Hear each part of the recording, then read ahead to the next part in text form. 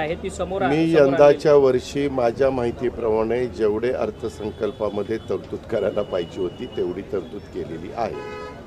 ज्यावेळेस असं काही घडेल त्यावेळेस तो प्रश्न विचारा, आता घडलंय का नाही घडलं, आम्ही ती योजना चालू ठेवणार आहे हे आम्ही सर्वांना सांगतोय आणि ती चालू ठेवली। रुपये देणार म्हणजे त्यांना नमो शेतकरी योजनेच्या अंतर्गत त्यांना 1000 रुपये मिळतात आणि आता लाडकी बहीण योजनेतून त्यांना फक्त 500 रुपये हो का? अशी संख्या जी आहे ती 8 8 लाखांवर आमचं म्हणणं आहे की त्यामध्ये कुठल्या तरी एका योजनेचा लाभ घ्यावा।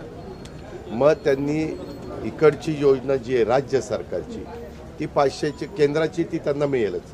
केंद्राच्या योजनेचा आणि राज्य सरकारचा अर्थार्थी काही संबंध नाही, कारण मोदी साहेबांनी ती देशातल्या शेतकऱ्यांना दिलेली योजना आहे। जर असं काही असेल तर ही 500 रुपयाची योजना ती न घेता 1,500 रुपयाचा फायदा म्हणजे लाभ घ्यावा।